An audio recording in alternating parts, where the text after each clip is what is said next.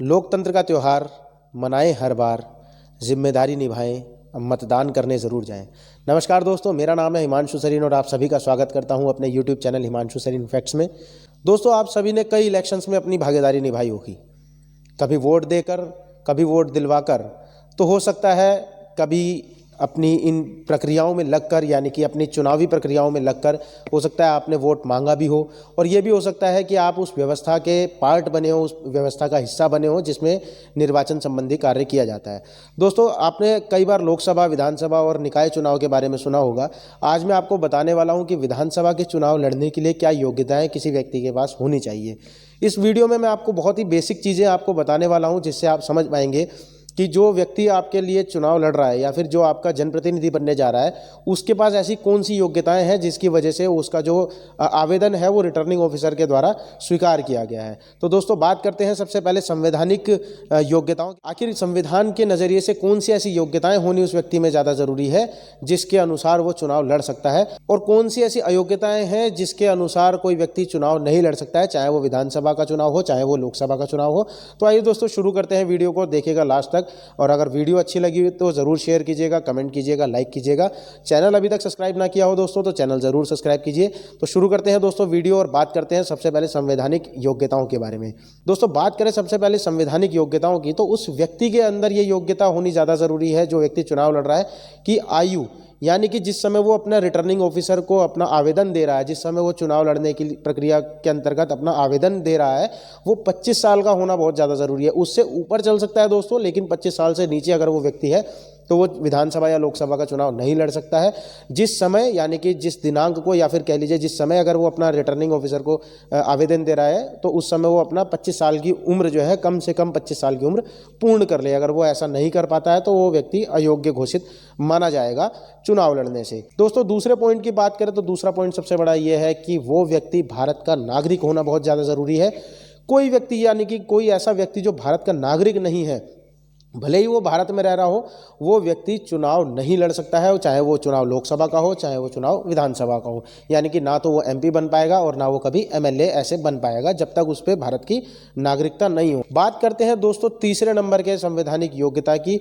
तो कोई भी ऐसा व्यक्ति जो चुनाव लड़ना चाहता हो विधानसभा या लोकसभा का, उसका राष्ट्र के प्रति समर्पण भाव होना चाहिए, उसका संविधान के प्रति समर्पण भाव होना चाहिए, और वो संविधान के प्रति निष्ठावान होना चाहिए।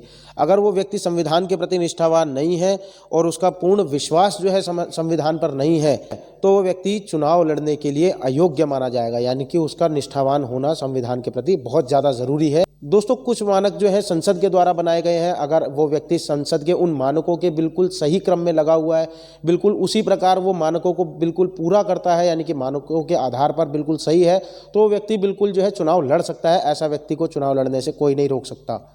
दोस्तों, बात करें अगले पॉइंट की, तो ऐसा व्यक्ति, जो व्यक्ति चुनाव लड़ना चाहता हो, वो कहीं ना कहीं मतदाता के रूप में जो है पंजीकृत होना जरूरी है। अगर वो विधानसभा चुनाव लड़ रहा है तो जिस राज्य से वो विधानसभा चुनाव लड़ रहा है, वो उस राज्य की किसी भी विधानसभा में, यानी कि किसी भी जिले में एज अ वोटर रजिस्टर्ड होना बहुत ज़्यादा ज़रूरी है। हालांकि लोकसभा के मामलों में ये बात पूरे देश के ऊपर लागू होती है, यानी कि वो व्यक्ति देश का एक नागरिक होना, यानी कि देश में एज अ वोटर पंजीकृत होना बहुत ज़्यादा ज़रूरी है। अगर वो एज अ वोटर पंजीकृत नहीं है, यदि देश में ही नहीं है, तो वो लोकसभा में नहीं चुनाव लड़ सकता, और यदि राज्य से बाहर का है तो वो उस विधानसभा में चुनाव नहीं लड़ सकता जो विधानसभा जो है उस राज्य में आ रही हो। यानी कि विधानसभा चुनाव लड़ने के लिए वो उस राज्य का, और लोकसभा चुनाव लड़ने के लिए उस देश का एज अ वोटर रजिस्टर्ड होना बहुत ज़्यादा ज़रूरी। दोस्तों, हमारे देश में आरक्षण की व्यवस्था है। बात करें अगर आरक्षण के अनुसार, तो अगर कोई व्यक्ति किसी एससी या एसटी वर्ग से आता है और वो विधानसभा का चुनाव लड़ना चाहता है, यानी कि विधानसभा चुनाव अगर वो लड़ना चाह रहा है,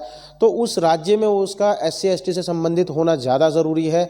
अगर वो किसी अन्य राज्य के प्रमाण पत्र ऐसे पेश करता है जिसमें वो अपने आप को एससी एसटी से संबंधित बताता है, ऐसे में जो है वो आरक्षित सीट से जो है चुनाव नहीं लड़ सकता है। यानी कि अगर वो व्यक्ति यूपी से है, मान लीजिए कि यूपी में चुनाव लड़ रहा है और उसका एससी एसटी के जो प्रमाण पत्र हैं वो उत्तराखंड के, तो ऐसे में जो है वो यूपी में आरक्षित सीट से चुनाव नहीं लड़ सकता है।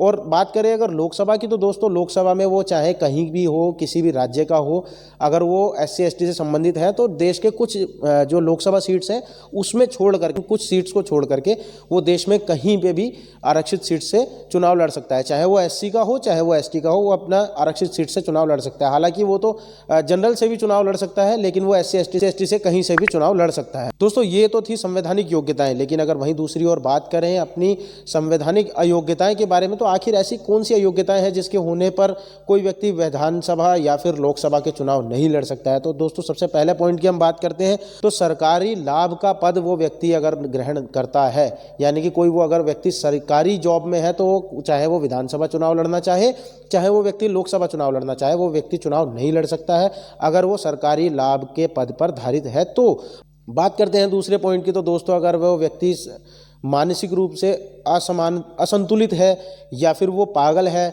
या फिर किसी सक्षम कोर्ट द्वारा जो है भारतीय पागलपन अधिनियम 1912 के अंतर्गत उसको पागल सिद्ध कर दिया गया है, तो ऐसे में वो व्यक्ति चुनाव नहीं लड़ सकता है। और इसी प्रकार से किसी सक्षम कोर्ट द्वारा अगर किसी व्यक्ति को दिवालिया घोषित कर दिया है, तो भी वो व्यक्ति अगर दिवालिया घोषित हो चुका है तो वो चुनाव नहीं लड़ सकता है। हालांकि इसमें ये जो है एक्सपेक्टेशन है कि अगर उस व्यक्ति की जो है दिवालियापन को समाप्त कर दिया गया है, यानी कि रद्द कर दिया गया है, तो उसके बीच में वो कोई बाधा नहीं बनेगी। अगर वो दिवालियापन समाप्त कर दिया गया है तो वो दोबारा से चुनाव लड़ सकता है।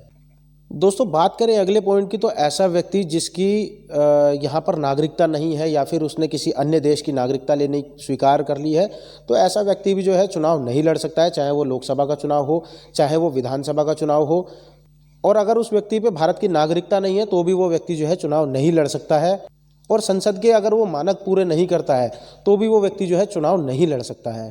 अगर कोई गंभीर अपराध के लिए उसको सजा दी गई है, किसी कोर्ट ने उसको सजा दी है, तो भी वो व्यक्ति चुनाव नहीं लड़ सकता। अगर वो व्यक्ति भ्रष्ट प्रथाओं में संलिप्त पाया गया है, या किसी सक्षम कोर्ट द्वारा उसको किसी भ्रष्टाचार के प्रति जो है मतलब दोष सिद्ध कर दिया गया है, तो भी वो व्यक्ति चुनाव नहीं लड़ सकता। हालांकि ऐसा कुछ ही केसेस में है। दोस्तों अभी मैंने आपको बताया कि कोई व्यक्ति अगर शासकीय सेवाओं में हो तो वो चुनाव नहीं लड़ सकता है, लेकिन क्या आपको पता है कि अगर वो व्यक्ति शासकीय चुनाव से निवृत्त हो चुका है, या कहें कि अगर भ्रष्टाचार में संलिप्त पाए गए उस व्यक्ति को अगर बर्खास्त कर दिया गया था नौकरी से, तो भी वो व्यक्ति चुनाव नहीं लड़ सकता है, चाहे वो विधानसभा का चुनाव हो, चाहे वो लोकसभा का चुनाव हो। ऐसा भ्रष्ट व्यक्ति जो अपनी नौकरी से राजकीय या शासकीय सेवाओं से बर्खास्त किया गया हो, वो व्यक्ति चुनाव नहीं लड़ सकता। दोस्तों बात करें एक समयावधि की, तो एक समयावधि होती है अपना आवेदन करने की, और अगर उस व्यक्ति ने अपने समयावधि के अंतर्गत अगर आवेदन को प्रस्तुत नहीं किया है और उसमें सभी खामियां जो है दूर नहीं की है, तो भी वो एक तरीके से जो है व्यक्ति अयोग्य माना जाएगा। और इसी प्रकार दोस्तों लोक प्रतिनिधित्व अधिनियम 1951 की धारा